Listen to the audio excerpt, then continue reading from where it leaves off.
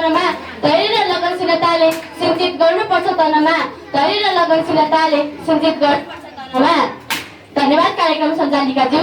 यस सभाका सभापति महोदय, विशिष्ट अतिथि हातमा न्यायको तराजु बोकेर दुधको दुध पानीको पानी छुट्याउन बस्नुभएका निष्पक्ष निर्णायक मण्डलज्यूहरू, हामीलाई ज्ञानको ज्योति बालिदिने मेरा मार्गदर्शक आदरणीय गुरुवर्ग तथा भविष्यका कर्णधार मेरा प्यारा प्यारा साथीहरू, म कक्षा 7 को अध्ययन छात्रा युनिसा तामाङको तर्फबाट हार्दिक नमस्कार टक्र्याउन चाहन्छु।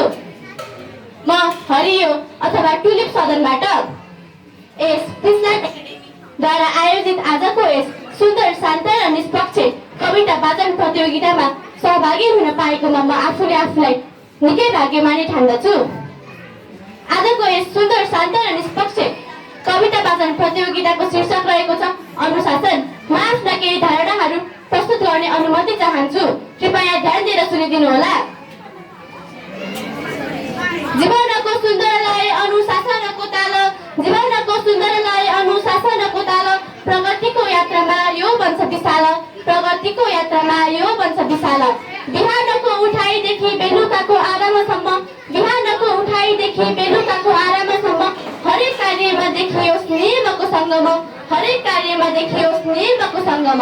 समयको महत्त्व बुझौँ, कर्तव्यलाई चिनाऊ, समयको महत्त्व बुझौँ, कर्तव्यलाई चिनाऊ। अनुशासनको डोरीले जीवनलाई बुनौँ, अनुशासनको डोरीले जीवनलाई बुनौँ।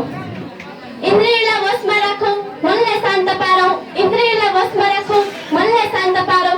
कुविचार त्यागी सदा सत्यको पथ सारौँ, कुविचार त्यागी सदा सत्यको पथ सारौँ।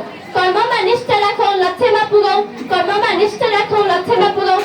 अनुशासनको शक्तिले असम्भवलाई चुनौँ, अनुशासनको शक्तिले असम्भवलाई चुनौँ। अनुशासनलाई जीवनको अभिन्न अङ्ग बनाऊ, हरेक पाइलामा यसको महत्त्वलाई मनमा राखौँ। अनुशासित जीवनशैली अपनाएर हामी सबैले सुन्दर, सफल र सार्थक जीवन जियौँ। अनुशासनलाई कमजोर नठान्नुहोस्, यो त सफलताको अचूक सत्र हो। आफ्नो जीवनमा यसलाई अँगाल्नुहोस् र अद्भुत परिवर्तनको अनुभव गर्नुहोस्।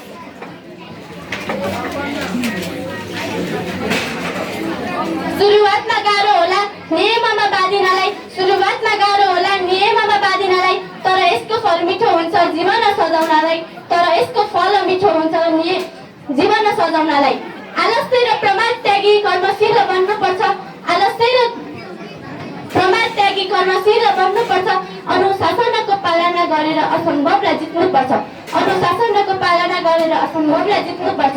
जीवनको सार अनुशासन प्रगति पथको आधार, नियम र मर्यादामा बाँधिए हुन्छ जीवन साकार। सफलताको शिखर पुग्न यो पहिलो पाइला हो, सफलताको शिखर पुग्न यो पहिलो पाइला हो। व्यक्तिगत उन्नतिसँगै समाजको भलाइ हो, व्यक्तिगत उन्नतिसँगै समाजको भलाइ हो। आउनुहोस् साथी मिली अनुशासन अपनाऊ, आउनुहोस् साथी मिली अनुशासन अपनाऊ। सुखी र समृद्ध जीवन यसैबाट नै बनाऊ, सुखी र समृद्ध जीवन यसैबाट नै बनाऊ। म यति भन्दै मेरो 2 शब्द यही टुङ्ग्याउन चाहन्छु। हस्त धन्यवाद।